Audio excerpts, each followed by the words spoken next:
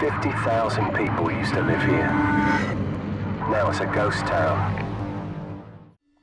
It's pretty safe to say these days, the core audience for the yearly Call of Duty and Battlefield releases aren't in it for the single-player campaign. Sure, the market is there for the huge set-piece experiences, but multiplayer is what sold units in almost excessive numbers for a very long time. Before this explosion of online madness, at least in terms of military shooters, World War II games had a pretty set place, especially on consoles. So story modes were a pretty key point, and while the World War II setting certainly got overplayed, given the scar the war left on our history, it's easy to see why. Despite the seemingly unlimited number of stories told from various different medias, we're still left with untold perspectives and mysteries that surround the Second World War. Series like Medal of Honor, Brothers in Arms, and Call of Duty did a fantastic job with what they used, but the setting became more tied to the act of playing the war than telling unique stories, using the same missions such as the Normandy landing rather than treading new ground. This all changed with the release of Modern Warfare along with increasingly better internet. Now there was a place for a game with a fantastic story and competitive multiplayer on consoles, as well as still catering to the PC crowd.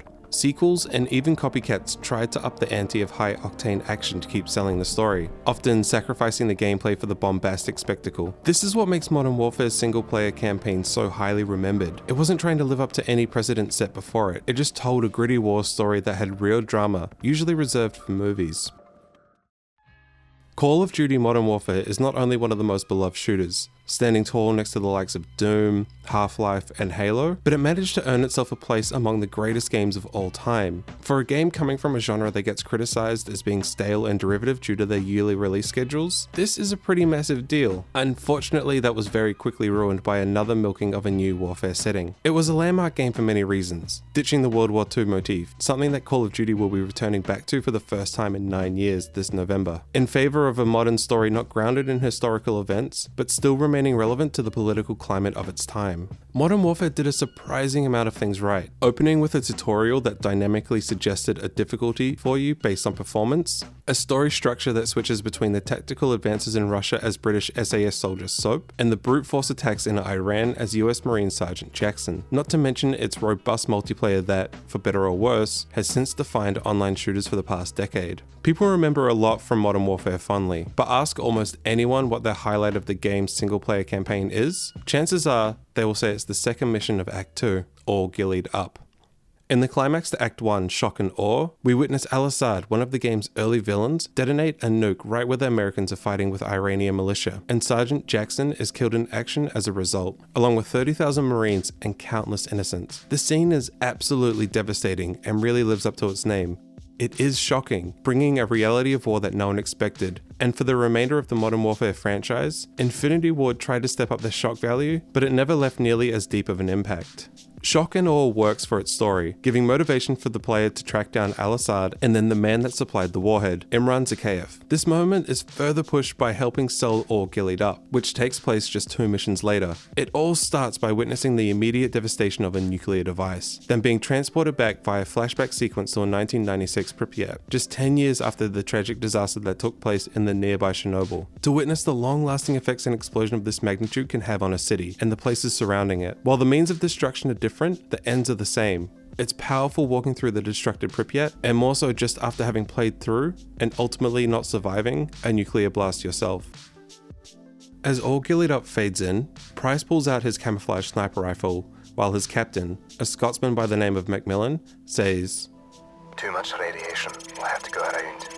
Then emerges from the long grass. Despite having had played this level a lot in the past, I completely forgot Macmillan was in front of Price. As he rises out of seemingly nowhere, it really pushes the idea that your ghost's here, about to occupy the desolate ghost town of Pripyat. As you stealth your way to the heart of the town, there are small moments to choose to either kill patrolling soldiers or to let them pass. Taking them out without alerting the rest isn't going to be easy. These moments give a brief sense of contained morality for the player. They can help set up what kind of person Price, the otherwise leader of the usually played character of Soap, is. These actions have no bearing on the overall story, but can serve as nice little contextual moments to piece together a story for yourself. Some of these decisions do affect the mission itself. For example, there's 4 guys in this room that you're explicitly told to leave alone and pass by silently. 4 tangos inside.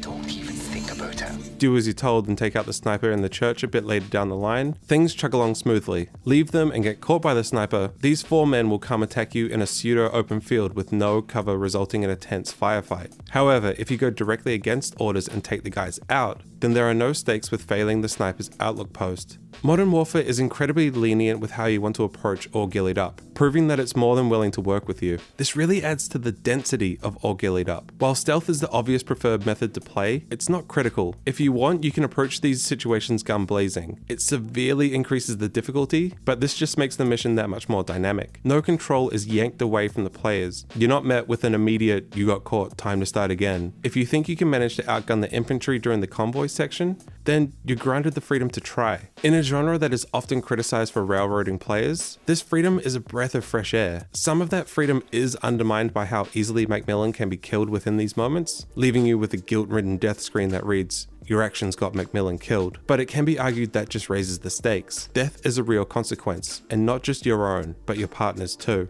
For me, the highlight of the mission comes about 1/3 of the way through as you climb over some pipes into a wide open field, and Macmillan desperately says over your in-ear, "Get down, now." As you hit the deck to become a ghost in the grass yet again, as the advancing patrol unit crests over the hill and the music ramps up, you need to lie as still as possible, predicting their movement to avoid detection, while also trying not to move around too much. This open field comes right off the back of the sniper in the church, where you had just been given a few options for how to approach situations. Here, all that freedom is gone, and you're back to the railroading of mechanics that the game had presented in previous missions. But it works. It's too tense to think about getting up and going against what you were told. The tension is so palpable as you lie in wait as soldiers and tanks pass you by. The contrast of going back to the lack of control for this brief moment is a great reminder that in war, you're never fully in control. And while almost every other moment in Modern Warfare has this approach, this reminder works well given you had just had the freedom to approach a situation as you saw fit. After a long crawl past the patrol and another moment with a small gathering of 4 enemy soldiers you can choose to kill or pass, there comes the second biggest moment of All Ghillied Up, the aforementioned convoy. The convoy is similar to that of the patrol. You have a huge amount of soldiers stacked against you, but with one key difference: cover. Played as intended, this moment acts as another tense, nail-biting sequence that has you follow Macmillan's orders as you rush under trucks, while watching the feet of the enemy walk by. It's almost like something out of a horror movie. With great skill and timing, you can go around and flank the Russian soldiers, getting the drop on the unsuspected enemy. As I said earlier, this is undercut by how easily Macmillan is killed, but with enough pull, you can get Modern Warfare to work with you, without it resorting to an immediate fail state. Afterwards, there's a dog that is all alone eating some human remains, which, by the way, gross. You can choose to alert it and have more dogs come down on you, or avoid it, finishing inside an abandoned building where Macmillan quotes the most famous line of the game. "Look at this place. 50,000 people used to live in the city. Now it's a ghost town. Never seen anything like it." And solidifying the terrifying destruction Al-Assad wrought on the Iranian city Arvez, before transitioning to the next mission: 1 shot, 1 kill. All said, if played as intended, the mission only amounts to about 15 minutes playtime. And with the game's total runtime of around 7 hours, it's a very small, but incredibly memorable chunk of the overall experience. What makes all of this more interesting is how these levels came to be. Halfway through the 2-year development of Modern Warfare, the team realized there was too much desert. All of the conflicts taking place in Iran are against local and under-equipped militia, so the US military has the clear upper hand, which allowed developers to create levels where you felt outnumbered, but never overpowered. This is all a pretty good study of power play and shooters, but that's for another day. With this realization of too much brown, sandy terrain, the Russian levels were created to face off against a well-trained and equally well-equipped army of ultra-nationalists, not only giving a feel of an even playing field, but to be overwhelmed at times. And that just adds another piece of the puzzle to the genius of All Ghillied Up. It's a scenario where every odd is stacked against the player, yet you prevail, on your own terms, stealth or guns blazing. The overwhelming nature of the mission is what makes it so satisfying to reach the dilapidated building, to ready your long-range sniper and take a shot at Imran. Where Modern Warfare succeeded, unlike its successors, is having its spectacle grounded. Sure, the assassination of a world leader on national television or a nuclear bomb being detonated aren't small-scale things, but they work in their given contexts. The first Modern Warfare retains its humanity, unlike its sequels where things are ramped up way beyond 11 and lose their genuine sense of humanity. Players were set up for a game that isn't at all what they expected, and All Ghillied Up really accentuates that point, which is why it has become so beloved. Call of Duty Modern Warfare isn't one of the most memorable shooters for its revolutionary take on shooting mechanics, or pushing the limits of its respected generation's hardware, but it broke a mold that had been left out to set for far, far too long.